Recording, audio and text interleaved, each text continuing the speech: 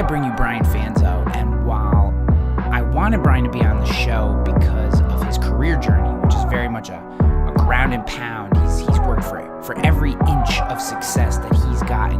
He has earned it just through putting in hard work and being focused and doing all the things you need to do. This episode takes a turn in terms of some of the topics that we get into things that are very near and dear to my heart. In particular, how we treat each other online and how in the coming months and ultimately leading up to the 2020 election and all the anger and hostility and division that is inevitable with an election like the one that's coming, how we can focus ourselves to stay positive and hold love and compassion in our hearts, even when we run up against people that we may not enjoy their perspective. I think it's incredibly important for us in life, and it's certainly important to us in business. So I am incredibly pleased, honored to bring you Brian Fanzo.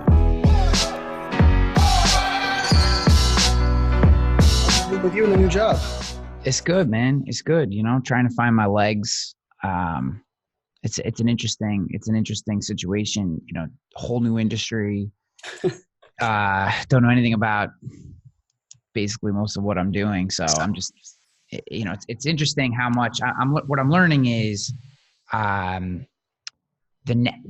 the network that I had in the insurance industry meant. One, two, how little, once you learn the basic principles of growing a business, marketing a business, selling, like the core principles of business in general, how little like intrinsic industry knowledge actually means to early stage growth. That's basically. Oh, interesting. Yeah, I think, I think middle and late stage growth, having the knowledge of the intricacies and nuances of the marketplace to separate yourself are very, very important. But early on, it's what's your value proposition? Can you sell it? Can you reach a market? Can you tell a story based on what you're trying to do and who you're trying to help? And that's going to get your early adopters. That's what's going to grow the business in the early stages. And, that makes sense. I think eventually that you have to dig in. You have to know what the space that you're operating in. I think that's core. But it's been interesting that knowing nothing about fitness, not having one network connection in the fitness industry, how far we've been able to get already. So yeah, it's a fun test. You're gonna have to like write some freaking or do some crazy like just story about that side of it, right? Because I mean when you said that originally, I was like, holy fucking pivot. Like I've heard, like I know lots of people that have pivoted. Like that's like a legit pivot in many ways. But that's kind of fun to hear because it is one of those things you don't know until you hear people like yourself that have done it. Because I wouldn't even have thought of that in many cases. But you're also right. Like part of it's like if you're good at conveying trust, what's underneath the trust, there's a little bit of a layer of like, hey, I can trust you no matter what you're working with. And then once we figure that out, we better deliver on the back end, right? Yeah, I think I was listening to. Have you listened to Naval Ravikant's? He did a podcast based on a tweet storm that he created. It's called How to Get Rich or How to Be Rich or something. It's like it's a clicky headline, but what's underneath it is absolutely amazing. I think you dig it only because it's just an interesting format as a podcaster. It's basically for sure. It's 2-minute episodes, like 2-minute to 3-minute episodes. Oh, really? Yeah, he basically takes each tweet and he's got another guy that's with him, and the guy like gives him the core context of the tweet and then says, "Hey, can you explain this?" And he just goes into and like no more than 5 minutes an episode, basically what he was thinking about. So there's like 50 episodes make up this podcast, and it's it's really, really interesting. Oh, I see it right here. Yeah, sweet. Yeah, and is it? Yeah. Huh. Yeah, so it's super interesting. One, the content is tremendous, and two, just the format and how he launched it and got it out and like what he was trying to do with it. And since then, he's added more of these kind of short form episodes, but it's really, really cool. And I'll have to check that out. I just pulled up the website, so that's super cool. Yeah, well, one of the and then the point of my bringing him up is one of the sections in there that he talks about is trust in particular. Uh, And he basically says like, as everyone knows, like it takes being around for a while to build up trust. And then once you have that, you can make a move or two, but there is a diminished return. And eventually if you hop too much, people stop trusting you because now you move around too much for them to trust you. So it's interesting, but yeah, long story short, kind of like a trust me once, trust you twice. And then like, wait a second, I got to reevaluate that trust. Right. Like, I think that's, yeah. Oh, that's cool. Yeah, I'm going to have to check that out. I'm always looking I love creative ways of formatting, especially podcasting. I think like podcasting is such an interesting medium in the sense of like, even for what people are doing today, we still haven't even like really ventured into like all the different ways you can use audio formats, just even like, documentary styles and stuff. It's such a fun medium. Like, I wish I had like the time and resources, like a teams to like do that kind of like testing and research, but I'll have to check that out for sure. Yeah, I think that will come as monetization comes to the platform. You know, like you just said, like right now, there's no one's going to come to you with an amount of money that will allow you the time to go out and actually put that project together. Or at least it's rare. Yeah, and when they do, they usually handcuff, because the medium's so weirdly. Like I just did. I'm not write a blog post on it, but I just did a presentation at a military influencer conference this weekend. I was on podcasting, and I said, I've garnered 6 figures of podcast revenue in the last 12 months without sending download numbers once. And everyone's like, what the heck? And I was like, because I don't sell downloads, because I couldn't figure out how to sell downloads. Like, yeah, I sell like alignment with brand, and I sell like, direct business value. And I sell, like, hey, I'm going to drive this many people to whatever your initiative is, but you need to give me the bandwidth and time to do it. But part of that's because like when I was trying to sell the other thing, the medium, the monetization hasn't hit the platform in a way that, is scalable or relates to like different, like I worked with 3 different Adobe teams, and all 3 different Adobe teams had a whole different idea of what podcast advertising was and like how it worked. And I was like, I ended up convincing all 3 of them to do it my way. But at first it was like, God, I could never work in this medium. Yeah, and it doesn't translate to what they're used to. It's different languages. That's for sure. But all that being said, I appreciate you being on the show, man. And one of the reasons that I wanted to have you on this show, and we'll just kind of get into it. It's an interview show for sure. I'm going to do probably a lot of other stuff besides just interviewing. It's really, I guess the thing that drove me to make the pivot that you initially asked about was my desire to help people find peak performance in their everyday life in whatever way, shape, or form that means for them. Like, whatever that means for you. How do I like helping them find the little hacks, sharing things that I found, mistakes that I made, articles I found, whatever it is. It's kind of a menagerie of concepts and ideas, with the idea that one of them might help you get a little bit better, find that thing, Sure. So in watching your career, and we've known each other for a while now in terms of just being in the same ecosystem, and the thing that's always impressed me about you was kind of your ground and pound methodology. You didn't, you just started doing the work, showing up, turning the Facebook Live on before anyone else was, or before it was kind of, I guess still people aren't really using that platform well, I guess you could say. Right. But, you just kept doing it and kept grinding and kept pushing and kept telling your story. And if you go back in the archives of your work, which I did in getting ready, for this interview, it just kind of brought me back to some of the things that you were in, watching the evolution. Like, it's just so iterative, and with each, I don't know, episode or era of your development, it gets a little more refined and a little more tweaked. And then you can tell you kind of, hey, I'm going to shelf this idea for a while, and now I'm going to attack this. And I guess my first question for you, or what I'd love for you to kind of kick this off on, is, early on, like what you just said, hey, I made 6 figures in podcast revenue. Like, for most people, that's the headline. Whack. There was a day when it was 0. And, that's taken you a long time to get there, and you've earned every one of those dollars. What kept you going in the early days? Like, talk a little bit about, everyone kind of starts, but I'm not so much interested in the start as I am the dip, and what got you through the dip? So yeah, and for me being, like we were talking a little bit about your pivot, like I went cybersecurity to a data center to digital marketing, right? Like, and like in like the weirdest way, I think the more I reflect, the more I realize that collaboration, like the element of collaboration, is the root element that is the thing that links everything I've done since high school. High school, it was for me, I was the only one, like my family owned a frozen yogurt shop. I was a lifeguard.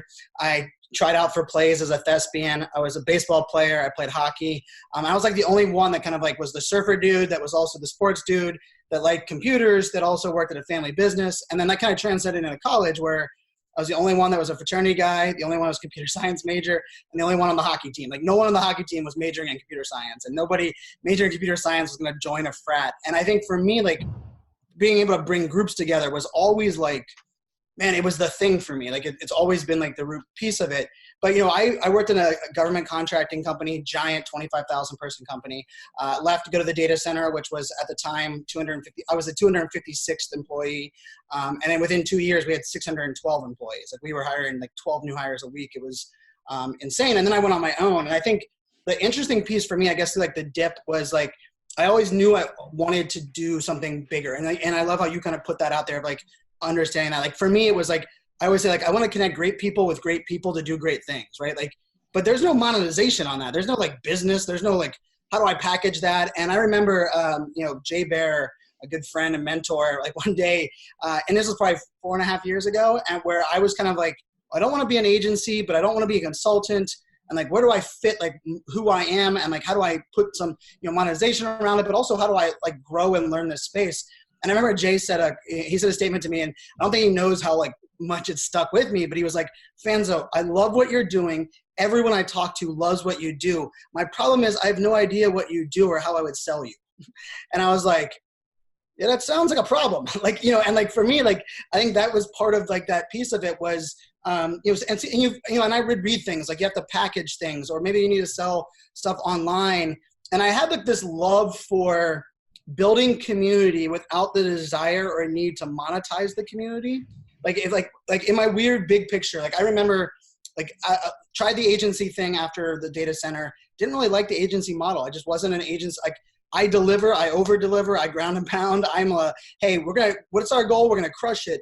And the agency model just didn't really fit that. Right. I kept the one that I was working the agency with, we were business partners. He's like, dude, everyone you bring on, they work with us for 6 months and they move on. And it's not because they're not happy. It's because you've solved so many goals and helped them do it. Like they don't need us anymore. And I was like, yeah, that's what I'm good at. And, and he was like, well, that's going to be we're going to turn into a business development team more than anything else. And so I think like for me, like it was this weird piece where I remember saying, people would say, well, what do you want to be when you grow up? And I would say, and this was within the last 5 years. And I was like, well, I was successful in everything I've done, but there's not like one of these things was a path. But I would always say like, I want to be a CEO of my own company. I just don't know what that company is. I don't know if it's software. I don't know if it's hardware. I don't know if it's online, if it's offline. And I was like, because I knew that, I was like, I'm going to build community from the sheer sake of caring about people and engaging as much and as hard as I can. And for me, that was like, well, I got to try out every medium, like from live video to podcasting. Like I had to figure out what worked. Like I can say like, I never thought of myself like, wow, I'm going to try out live video because I want to be a live video expert. It was, is live video going to give me an opportunity to build community, not only stronger, but, kind of allow me to scale? Because I think the thing I've always known was scaling trust and scaling community has always been something that scares me, because I really do, like, I love the idea of like, intimate groups, and I love connecting great people, but I've learned over time that, as those groups grow, and you can go everything from business to church group to sports group, whatever it may be, like that scale is really hard. And I think, so for me, that was a big fundamental piece. And then because I didn't want to monetize this community I was investing in, I was like, well, how do I make money as I'm going through this? And when I say I didn't want to monetize, I didn't want people, it's the Gary V, jab, jab, jab, right hook, right?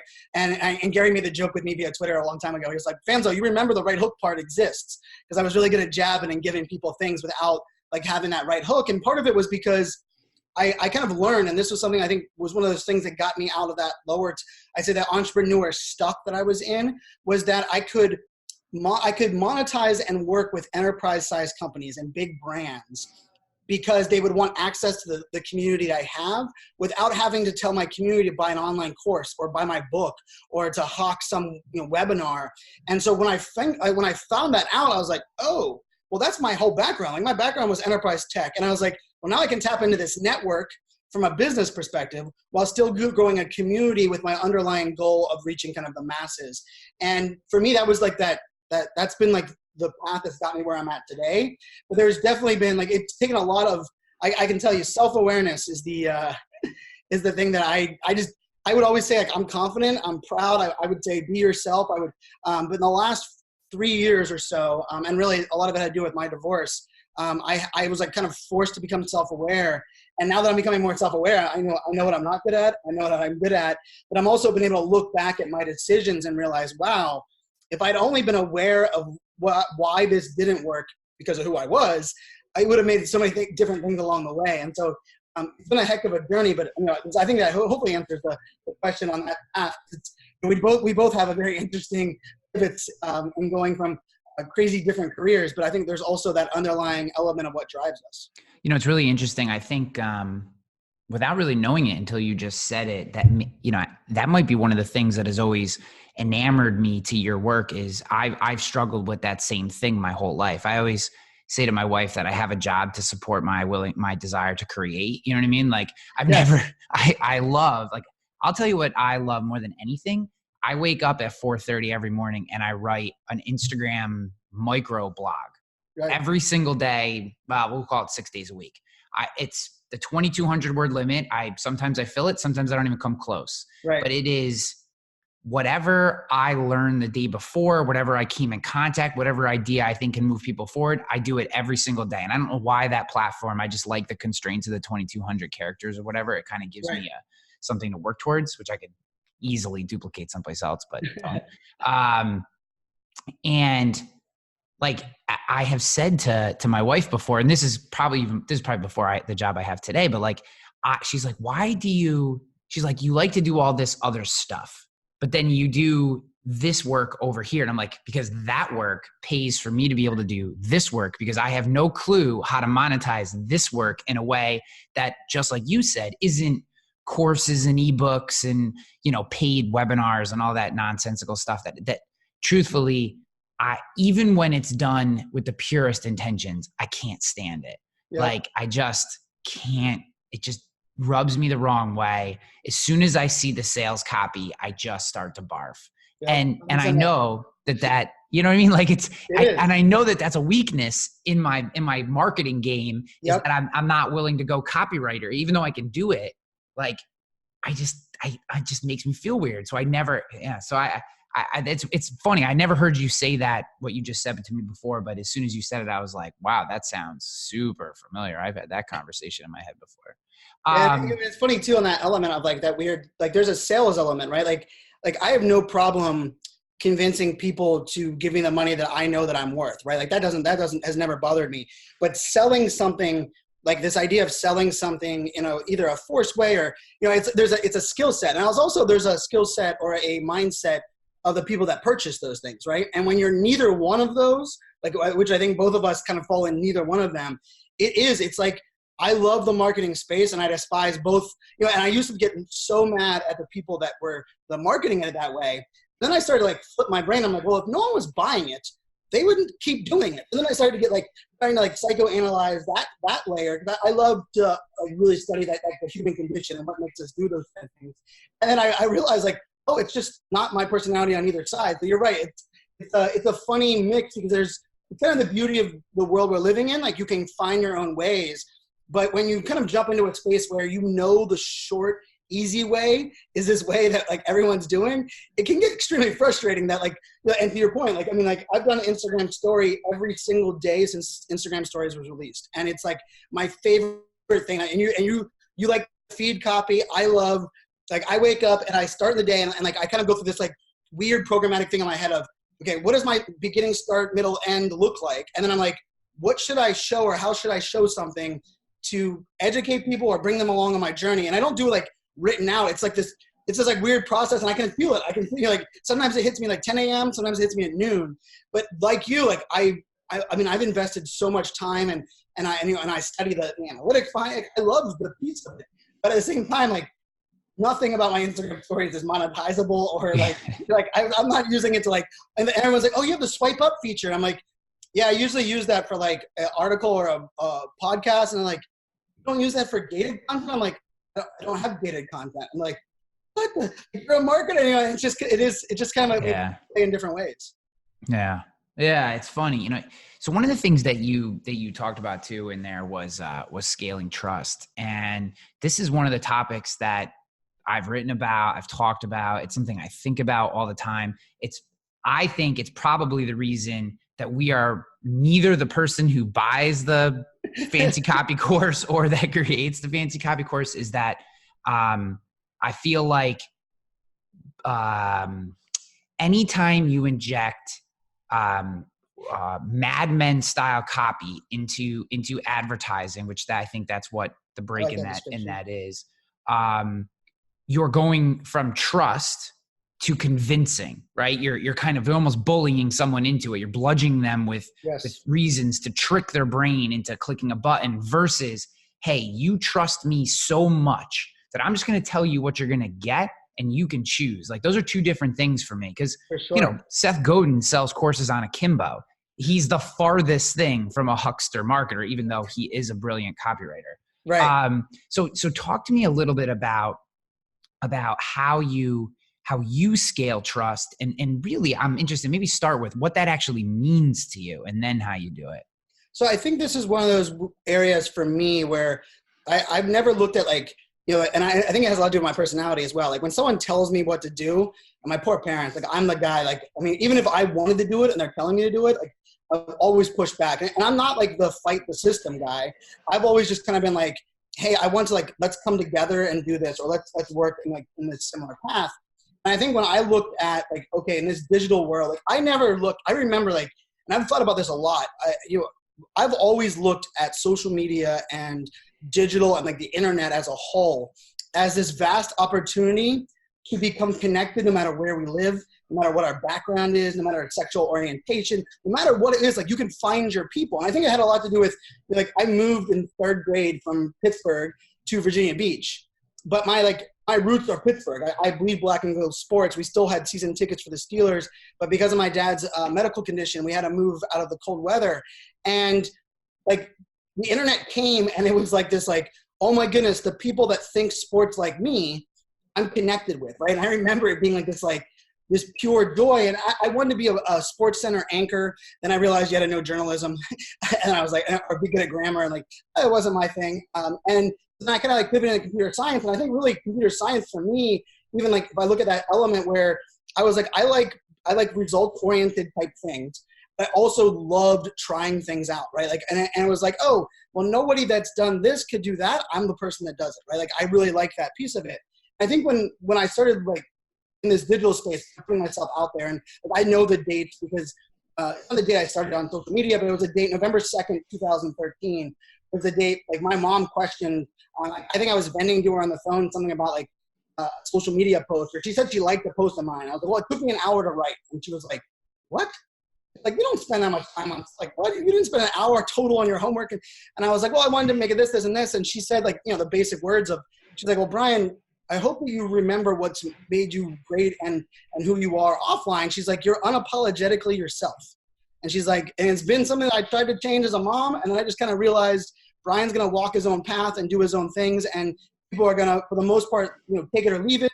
And those that leave it, because I have like that desire to please everybody, I'm going to try to kind of come back around and then for them to see that. I think when my mom said that, I mean, it was like I got hung up. I was like, sure, Mom, of course I do. And I hung up and I just like sat there and was like, oh my goodness. Like I am not, like I didn't have a hat on in my profile picture, right? I was like, I had like this like weird persona. And I remember always being like, what do other people want to hear from me? Rather than saying, what can I share to help other people, right? Like that little juxt. And for me, that was that moment of like, you know what? I'm going to be myself. I'm going to put myself out there.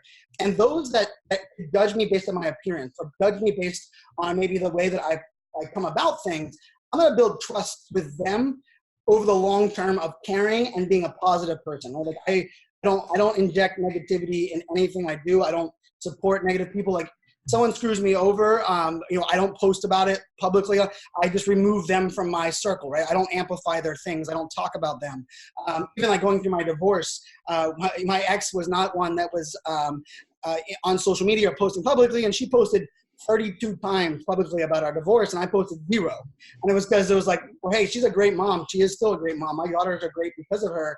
And because of this, disagreement of who we were, we kind of grew apart, and whatever that may be. Like I've always looked at it was like, I can grow trust through being very transparent, which is what one of like my core pieces of, and I always say like transparency and oversharing are two different things, right? Like oversharing and airing dirty laundry about like my divorce and things that people didn't really need to know would have been the other one, right? But being very transparent in who I am, what I've gone through. And then I've also kind of looked at things and said, beyond like transparency, I'm going to care about other people just as much as I want them to care about me. And I'm going to do it at like the maximum that I can, right? And I think when I looked at like what that meant, like online was just the easy path for me, right? Like I know that you can put me in a room, a networking room, and as extroverted as I am, I don't like forced conversation. Like, it's the dad's like birthday party and all the dads are standing by the grill. Like that just gives me like it gives me the creep. I hate forced conversation. I don't even like it on the airplane, but like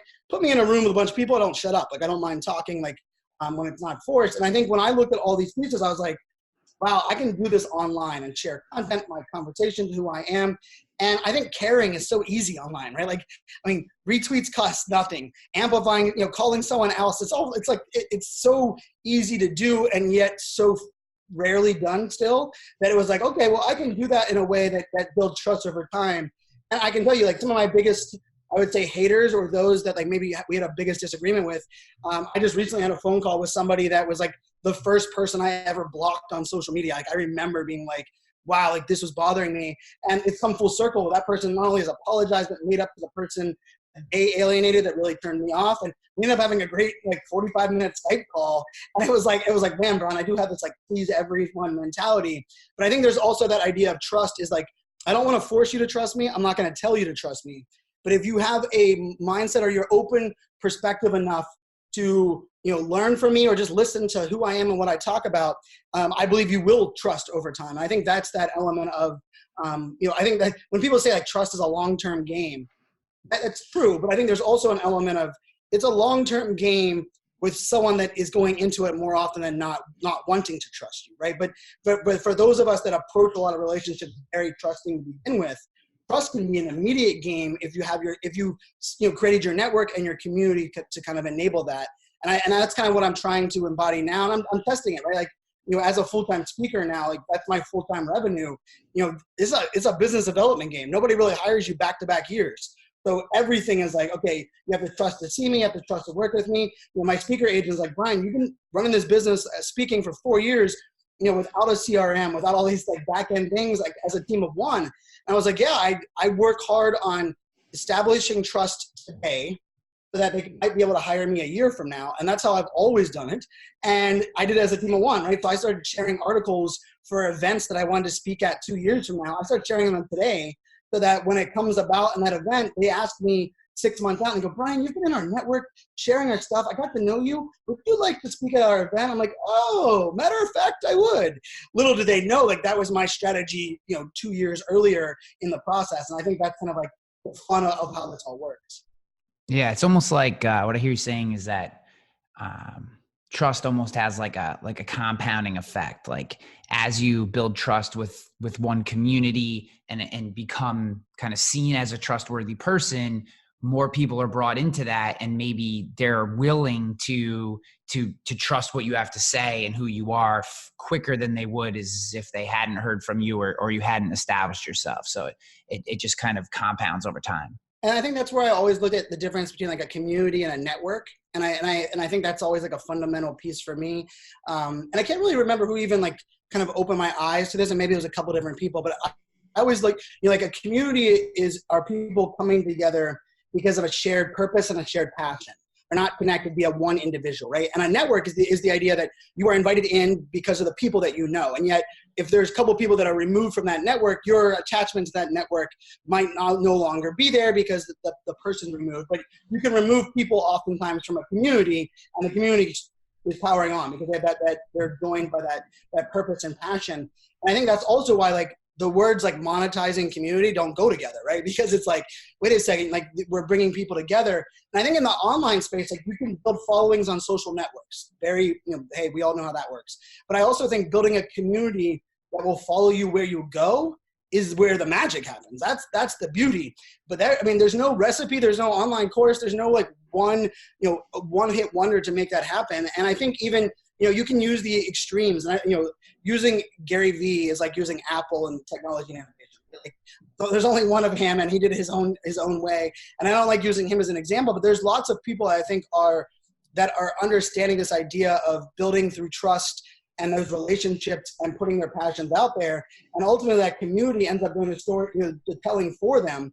And it's amazing because sometimes people will call them a podcaster or like, wow, they're a YouTuber. But if you look at like the fundamental core, it didn't matter the medium they were delivering their message on.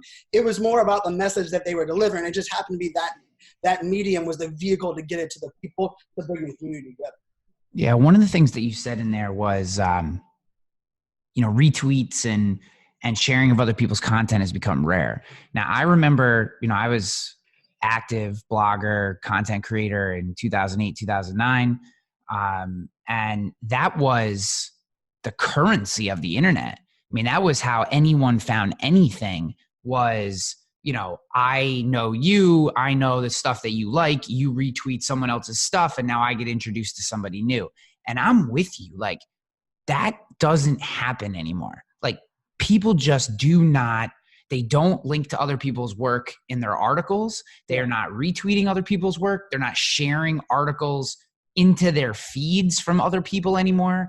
Even stealing people's quotes and not putting people's names under the quote. Like, this drives me nuts. What you just said drives me nuts is quote from someone alive with a Twitter account on Twitter and then not mentioning them on I'm like, it drives me crazy. And the worst part is it does you more benefits. Like and I think this is that weird, and this probably goes back like a whole nother piece where, we lived in a mentality and a life. And I think this was a lot to do with like, let's say before the internet boom and just the lifestyle that a lot of people are living in was like, you hold on to what you know. And if you get hit by a bus, everyone else is screwed. And you are defined by what you know, and you are rewarded and the salary you have. And we no longer live in that culture, right? And that culture is completely, but there's still like fundamental little pieces that trickle in. And when I see people do that, right, they don't mention the person that quote is from, or they're stealing quotes that majority of us know are from someone else, and they're not even putting that person's name underneath it. And I immediately are like, wow, it's this idea that if I put their name underneath it, it somehow devalues what I currently own. And it's like, actually, no. It now connects us with someone else that we can be inspired by. And if that person ends up being someone we trust, we now have upped your level of trust by like, wow, I was connected by that person, right? Like it's so weird that we've kind of got away from that. I think a lot of people are still looking for that shortcut, right? And I think like you said, the early blogging days, the early social media days, even, Twitter, let's say Twitter 5 years ago, I don't think the shortcut was the answer, right? There was no shortcut successors. Therefore, there was no one to be like, oh, we're going to find that out. And then like this idea of like growth hacking and then like all these like weird things where you were getting rewarded for vanity metrics. And all of a sudden people started trying to like make excuses for these bad behaviors. And and it's weird because like my dad's given me so much amazing business advice, and there was a good period of time that I was like, Dad, that's great, but I work on digital and like you hate the internet and you don't like email and you sold peanuts. Like, he sold peanut brittle. He owned a peanut brittle, a global peanut brittle company that he owned. And like now when I circle back, I'm like, man, like everything my dad told me about business and sales and trust and your word and over delivering, that he was like ingraining in me through everything that I like shunned is the core values of what still works. It's just that unfortunately some people still see an easy button. They're looking for that shortcut, and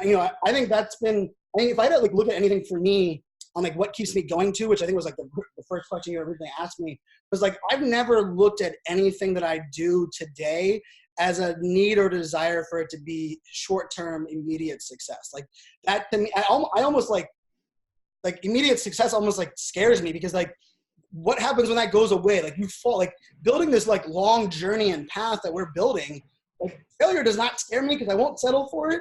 And I got plenty of things to roll back on that are in my life and in my journey. And so I think I have like kind of like the flip, but there's a lot of other people that are like, oh my goodness, I could get that $1 million tomorrow, or I could go viral, or I could do it, I could be interviewed on this show or whatever it may be.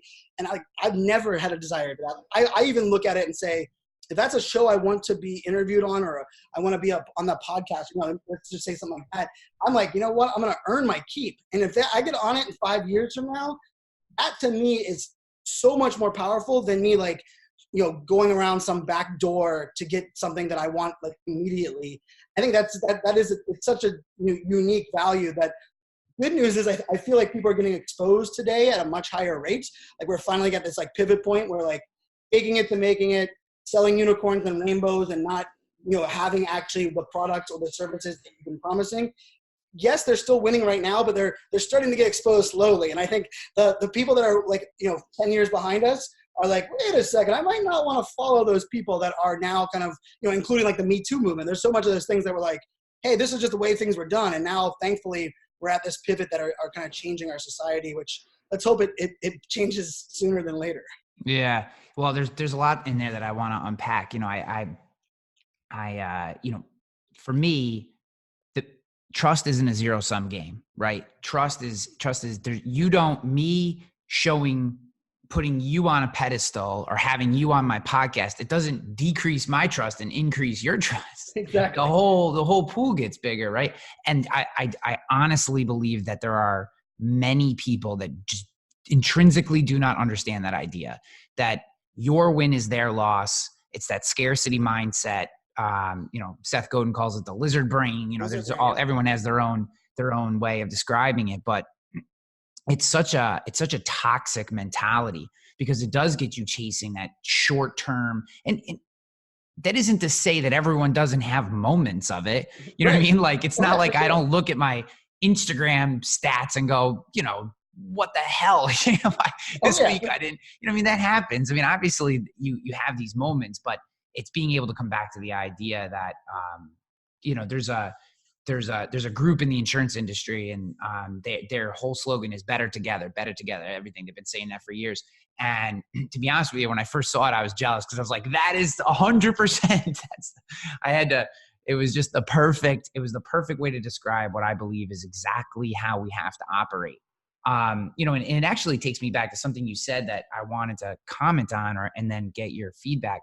You said, the internet is a great place for you to find your people. And I agree with that at face value, but I actually think that the internet, I think that what I hope, and you kind of alluded to this, in the next wave of the internet, and as the next generation kind of washes in, and some of the mentality of the non-internet world kind of washes out of the internet, is that it's not about finding your people. It's about understanding that everyone has a piece of you in them. Yes. And because I got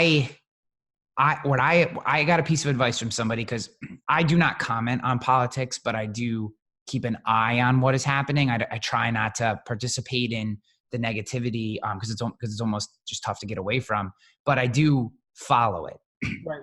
And I had someone say to me,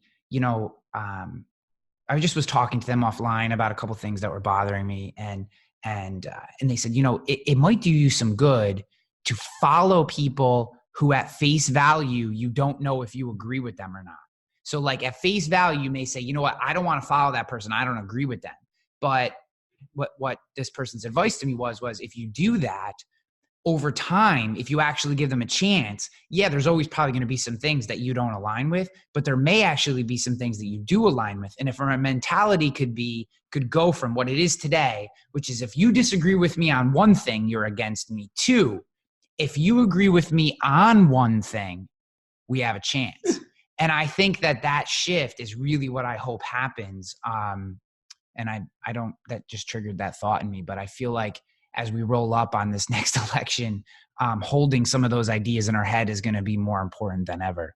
And I mean, I think like that to me, it kind of embodies what my life's work. I use the phrase digital empathy, and I don't think digital empathy is kind of like the piece of it. But what I always looked at that was like, removing toxic people or negativity and hateful people out of your life is important. That does not mean you remove the people that disagree with you, right? And I've always believed in this, and this for me has been a huge one. I was diagnosed ADHD at 31 years old, so later in my life. And the first time I shared that on stage, I remember the day. I remember the lady. I had a lady come up bawling, and she had me FaceTime her son, and her son was struggling with an illness. It wasn't even ADHD. And it was just the fact that I put it out there in front of these thousands of people that like connected me. And it was like, the more that like we realize that our vulnerabilities not only become our superpowers, but they're the things that link us in so many ways that like we as humans are so much more aligned. I think this is where that, I love the way you're saying it, right? It's like, hey, I disagree with you, you're out of my life, rather than saying, well, we agree on this. And I think this is where like it's a skill. I tweeted this out this weekend and it got a lot of play. And I was talking about this idea of compartmentalization, and this idea that if you can compartmentalize certain things or prioritize, deprioritize how you evaluate them, it allows us to kind of open up new doors and things that we maybe have always just siloed off. But at the same time, I also believe in having kind of like a backbone and your own morals and ethics. And like, for me, like I'm very, I have a few that are just like things that, and it's weirdly, it's like the same thing. Like when I got suspended from school, my high school year, I can't remember my freshman or sophomore year. And my mom was just like so mad at me. And she's like, you're finally turning things around. And I remember my mom being like, she's like, what happened? And I was like, Mom, I have like 3 things that if these 3 things happen, I don't have rage. I'm not a person that wants to fight, but I have like 3 things that like, it's just at my core that I don't settle for. I will not back down. I will not stay quiet. And it's funny, those 3 things still like are existing today, right? It's like, I don't want anyone that attacks my family. I have a defense mechanism. Anyone that bullies anyone from a place of power has always been a thing for me. And then anyone that hits a woman, right? Like, and those were like my 3, and at their core, like they've expanded at a higher level now where, I do a lot of work in the LGBTQ community. And I have a lot of passion for this idea of treating everyone equally as long as that person isn't harming other people, right? I don't care what their love or beliefs are, and like that's at my core. But I also grew up right-wing Catholic, right? And so like I had to learn like, how do I bring this along? And like trying to get my dad to like come on board with me in high school on some of these thoughts that I had, like beliefs that I had, was a lose-lose battle. And I would bump head with my dad, and I would realize we get nowhere. But over the years, I realized, well, I'm going to have him introduced to my friends. He's going to get to know these people. And then slowly he's going to realize that like some of his beliefs that these people fall into were things that he just wasn't exposed to, right? And had nothing to do. And it's been like an amazing thing where my dad has come that full circle on it. But I think it goes back to this idea of like compartmentalization in the sense of like, you don't have to agree with the other things. But if they're not like part of that moral compass of yours, and they're not like stuck in stone, you can kind of like, hey, I'm gonna let that person have that, but I'm gonna agree with them on this side, right? And I think it's like that weird alignment of brand and mission and message. And I think it's important too to always reevaluate that, because Marcus Sheridan, our mutual, I had 3.5 hours with him at the airport 2 weeks ago. And we joked that we literally talked 500 words a minute. And at one point we looked around and the entire restaurant and the airport bar, could hear, cause we're just loud and fiery. But we spent the 3 hours together, and majority of that 3 hours was our passion to worry about society a year from now, right, at the next election. And it had zero to do with politics. I don't even think either one of us brought up Republican or Democrat. It had zero to do with that. It was more about the diversity and the toxic elements, and how we as business partners and leaders that have been aligned for years that are all of a sudden going to have to, are going to quote unquote be forced to pick a side, and what that's going to do to startups and businesses and things that are going on. And I think we both were scared. We're both passionate to figure out ways to not allow that to happen in the arenas that we live in. But to your point, on the idea where it's it's that one thing that bonds us. And I think the more, and this is part of my whole empathy thing, is that like my slogan is that empathy starts with me. Me, but it's backwards. And what I believe is that like we can't make the world a more empathetic place until we start putting our story out so that people can be empathetic towards us. And part of that is like realizing that there's people and cultures and beliefs that like were not open to me until I started sharing some of these other things, and all of a sudden connecting on these core values. And like I would have never thought of myself as someone that would be connected with a Buddhist monk and someone that was truly in this like spirituality like moment, like, and their entire life is that. Yet we connected on something else that we both agreed on, and all of a sudden now he's opened my doors and my life. This is Jared, and he has a great podcast, Noetic Nomad, I believe is the name of the podcast. I'll have to give you the exact one, but it's all about spirituality. And we connected on like our love for podcasting, only to share our stories as intimate as you could have ever shared, thanks to a couple adult drinks. And all of a sudden it was like this worlds that were open up to us, and our singular bond, like we started to realize like, wow, we both grew up completely different worlds, but we have these same beliefs. And I think that's why when I say it on stage every time, I believe we're living the greatest time in history. That's hard to say when you have mass shootings, and we're recording this on September 11th, on this day, 18 years ago, but I truly do believe unity is the byproduct of where we're at. We just have to get to that pivot point, or whatever slogan you want to say, and hopefully we get to it without it being something that destroys us so much that it takes too long to kind of rebuild. Yeah, I have a lot of thoughts on what you just said. I think I completely agree that we are living in the greatest time in history. We're also living in the most equal time in history. We're living in the safest time in history. We're living in the best time in history. That being said, it's far from perfect, and I think how I would rather frame the people who would stand and say, this country is a lot of negative things. I firmly disagree with that vantage point.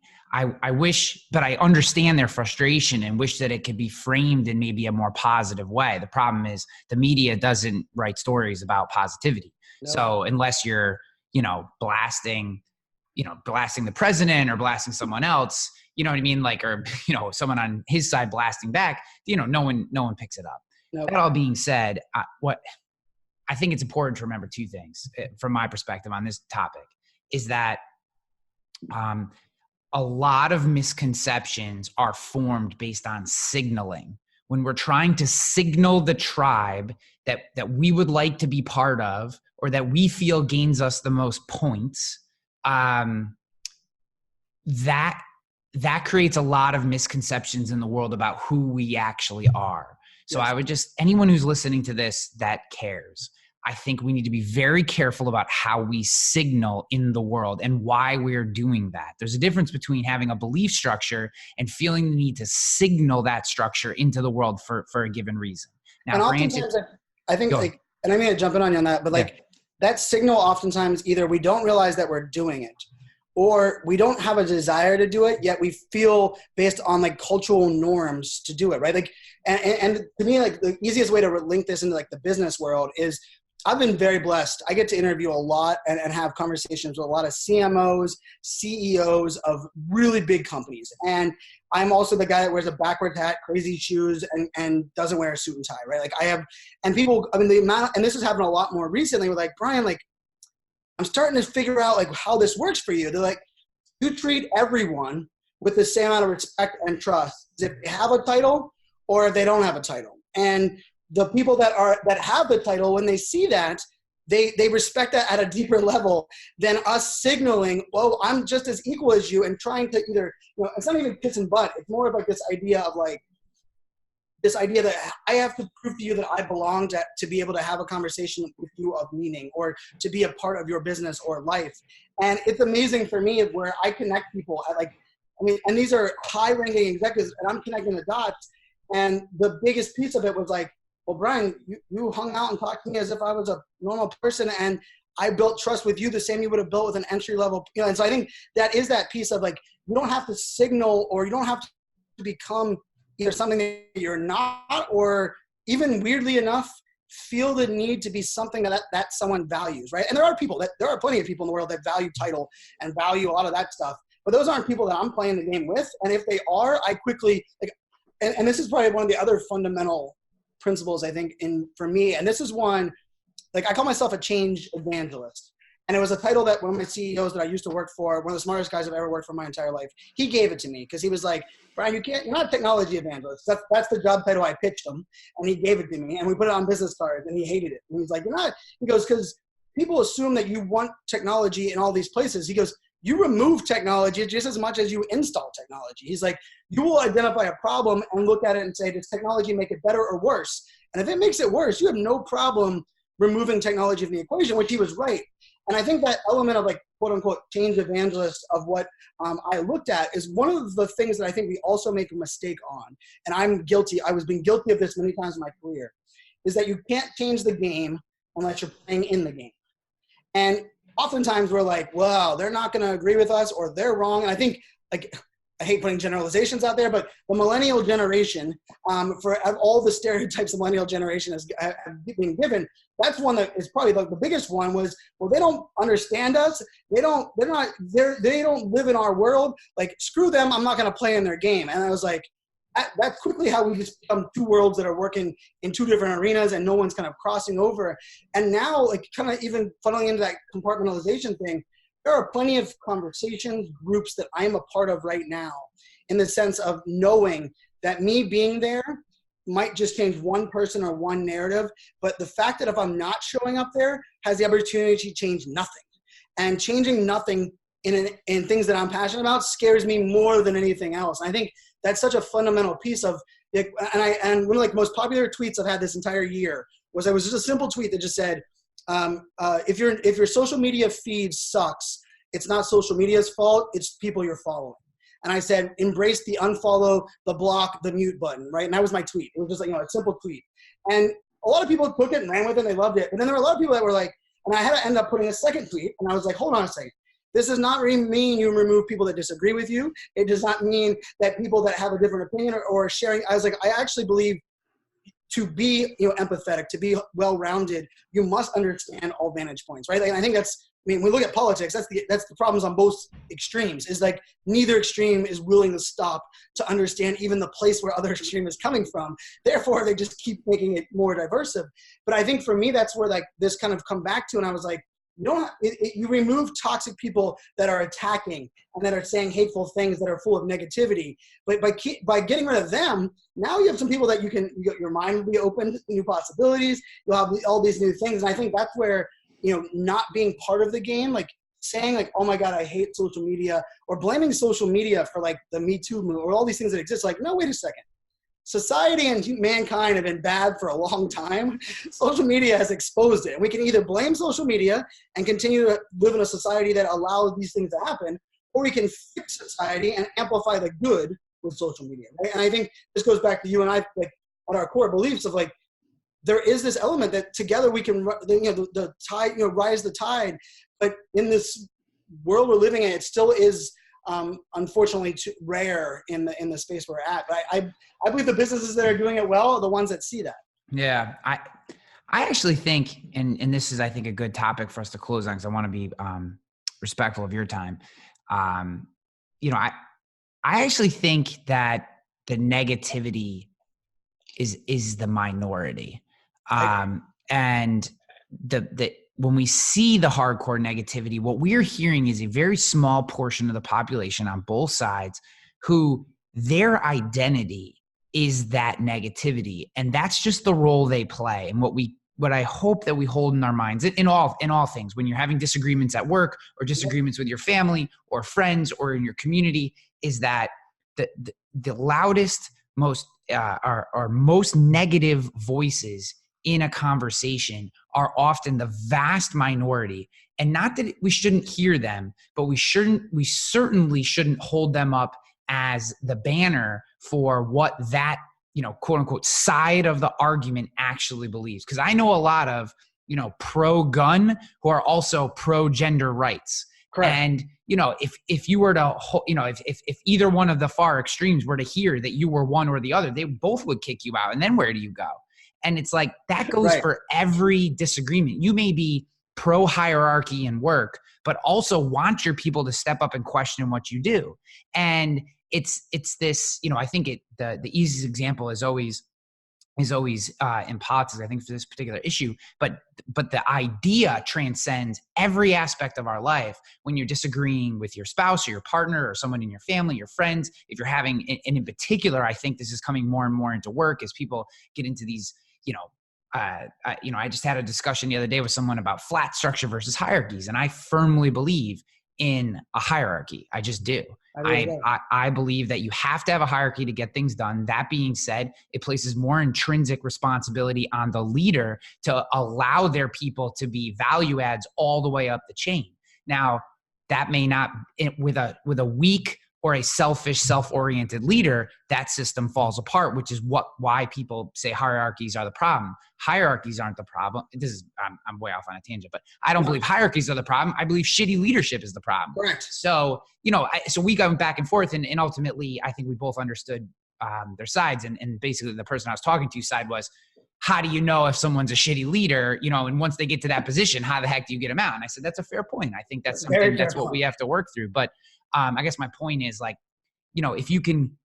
I don't ever think we should shut anybody up. And I don't believe in banning people because unless you say really hateful, whatever. But I think we need to hear what the extremes are saying. I think we just always have to hold in our mind, remember exactly who they are and why they're doing it. It's like you signaling as a Pittsburgh Steelers fan and me as a Bills fan. It's part of who they are. Yes. Is hard to one side and negative, and everybody else is in the middle, and those are the people that I hope they just find one thing in common, because when you find one thing in common, everything else seems to fall into place.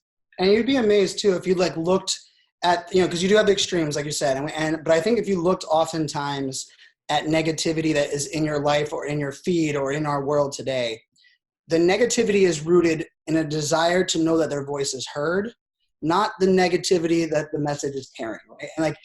And I think this goes everything from kneeling on the football field to, there's a fundamental principle. And there's a difference here of knowing that I'm heard and knowing that you have to listen to me, right? Like, they're two different worlds. And I think we have this weird thing where if we acknowledge someone that, hey, we hear someone, that means we ultimately have to do exactly what they're telling us. And I think that's complete fault. And the amount of times I've had these conversations with leaders on social media and then coming to me and Brian, putting vulnerabilities out there and doing all this stuff, but yet how do you respond to this comment or this statement? And I was like, well, you have to acknowledge it.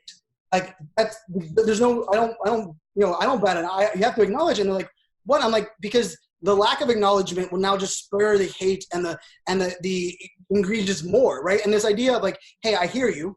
I'm gonna take it for the value that it has, but I'm gonna decide how it's gonna be implemented. But I do hear you, right? And it's amazing where I think, even to your point with the friend that you had a discussion on the hierarchy, right? Like, if you weren't willing to listen to the fundamental, like, hey, this is what you were arguing. Wait a second, like, you argue that, you're an idiot. No, you're arguing that, and then the root comes out to be, oh yes, we realize that shitty leaders have been rewarded for a long freaking time, and it's really hard to get rid of shitty leaders. And how do we prevent shitty leaders? Is not really a recipe. And I think this is where to me, it excites me about where we're at, because there is, like, find that one commonality, but at the same time also, if you don't see the commonality, but they won't stop chirping and they won't stop making sure you hear them, maybe it's time to take a different perspective and a different mindset to what who they are and what they're talking about. Like, and I think that's where that one piece comes in. Like, some of the coolest moments in my life, I feel like, are, and it has to do with a group of speakers that opened me to this world of people that are doing the same profession as me, just do it differently. They have like different passions and goals, and they've come from so many different lives than I have.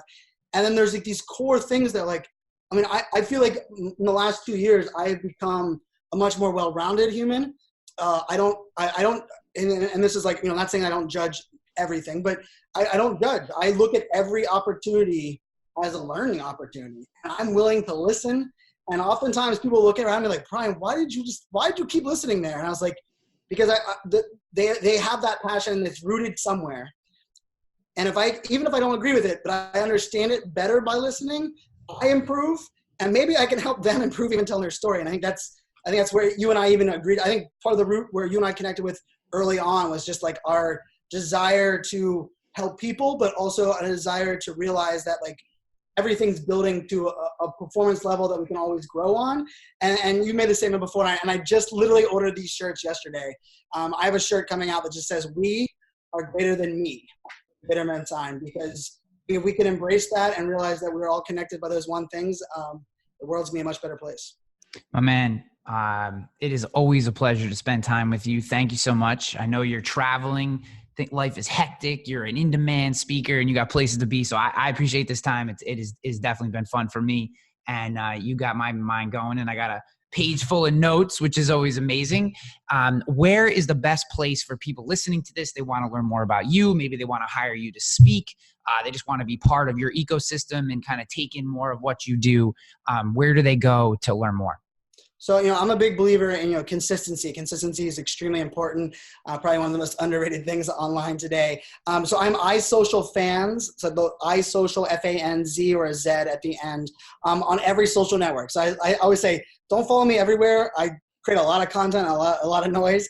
Follow me on your favorite channel. I would appreciate that. And then I'm speaking, my new speaker site is brianfanzo.com. brianfanzo.com is where all of my speaking stuff kind of goes through there. And if you want a podcast, I think that probably relates to your audience the most. I host a weekly podcast called FOMO Fans, where I try to cure your fear of missing out around entrepreneurship, marketing, business, technology. It's a solo podcast. Literally, it's me talking to the microphone for 30 minutes. But it's kind of it's definitely my passion project, where I just love being able to share what's on my mind. And I think I rolled out episode 118 this week, so it's a lot of fun. But yeah, anywhere and everywhere, Ryan, it's a pleasure for me. I tell you what, I love that we can come from two different industries and walks of life. Social media was the link. We ended up having some mutual friends that kind of ignited the trust we have together. But I've been cheering for you as you were pivoting, and I think we've both been cheering for each other, which I think is a whole lot more fun and makes the conversation as good as it was. So thanks for having me on. Appreciate it.